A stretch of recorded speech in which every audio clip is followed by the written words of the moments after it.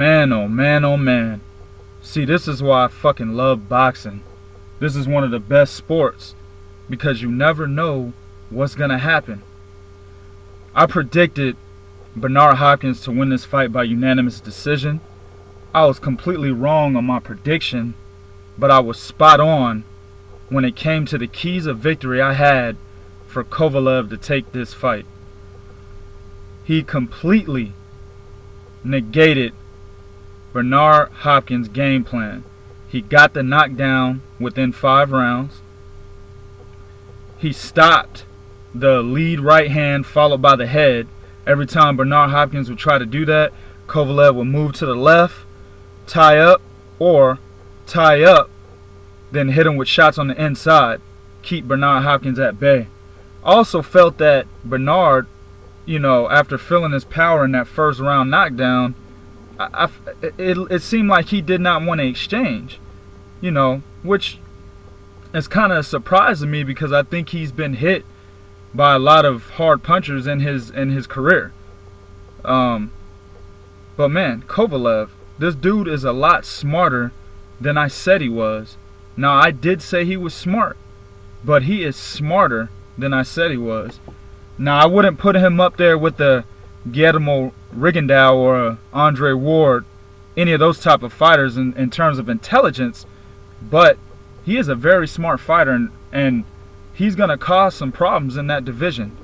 Let's see what's next for him. So we got the WBA world champion Jürgen Brähmer. He's on a 13-fight win streak right now. His next fight is against a fighter named Paweł Glazewski. He's an aging fighter. He's 36 years old. He's got some height. He's got some length. I personally believe that he's a little too small. Kovalev would out-muscle him, cut off the ring, knock him out. I don't think that fight is going to happen. Brähmer's pretty much content with fighting C-class fighters and, pretty much defending his title against C-class fighters. So that's where he's going to be until his career ends. Then you've got a guy that's not listed on here. He is the IBF #1 contender, Najib Mahomedi. He's on a 12-fight win streak. Now, this guy is perfectly in line with the type of fighters that Sergey Kovalev is used to fighting. Myself and other boxing fans who just witnessed this beautiful win by Kovalev, we're going to expect him to be fighting these type of fighters, these elite type of fighters, like Bernard Hopkins, from this point forth, unless he takes an L and needs a tune-up. So fighting Mahomedi, that's not going to get him anywhere. If he did fight him, it'd be because he's the #1 contender for the newly IBF belt that Kovalev has now acquired. So it would be a stay busy fight, but it's not something that we would really want to see. This Mahomedi guy, he lost to Nathan Cleverly. He was stopped by a journeyman named Theory Carl, and he was also stopped by the guy that Adonis Stevenson is going to be fighting next, which leads me to Adonis Stevenson, which, in my opinion, this fight should happen, should have already happened. Will it happen? I don't think so.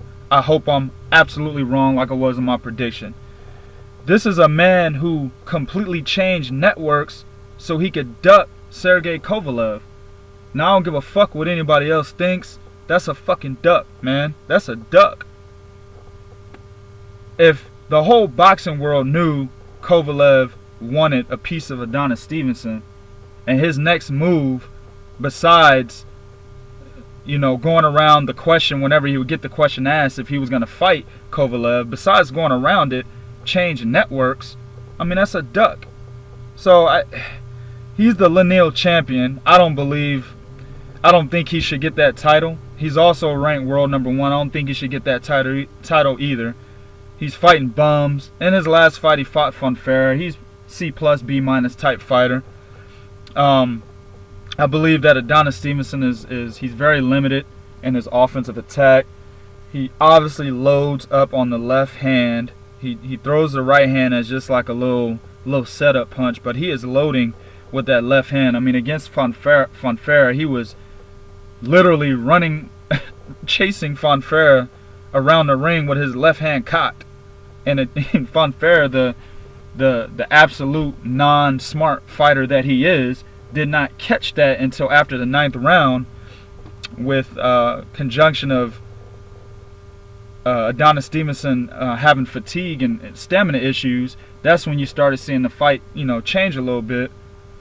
But it was a little too late. Now, if Fonfara was an elite fighter that could see shit like this early in the fight, Adonis Stevenson would have been taken care of easily, whether knocked out or a 12-round decision. So I'm not really one that wants to see that fight. I think Kovalev beats him, especially after seeing how smart this dude is after tonight. I think Kovalev beats him pretty easily. The fight I wouldn't mind seeing is Kovalev and Jean Pascal. Jean Pascal is a very good fighter. Nice combination of speed, power. Only thing is he plants his feet sometimes. I don't like that. But other than that, his speed and his power should be an issue for Kovalev. And he also has an excellent chin, just like what we saw Bernard Hopkins, one of the toughest guys in the sport, 49 years old, taking bombs like that across the chin. And I mean, he took it and kept going. Jean Pascal has the same kind of chin. So if that fight were to ever come to fruition, I think that would be an excellent fight. Something that I would have to save for another date. Wouldn't make a prediction on it right now. I would make a prediction on it if it actually came true. But yeah, Jean Pascal's got a fight in December coming up against Don George, a guy that Adonis Stevenson beat I think a year or two ago. I don't believe this fight is competitive. I think it's a stay busy fight. It's the first fight that he's had since he thoroughly dominated Lucien Boutet. So, this fight really doesn't have any type of, I'm not clamoring to see it. I'll watch it just for the sake of research, but it's nothing big to me. But yeah, hats off to Kovalev. I'm very intrigued to see what happens with this guy. I want to see who he fights next. I want to see all of his fights. Very intrigued. 100% respect for him. I'm going to go ahead and conclude this video.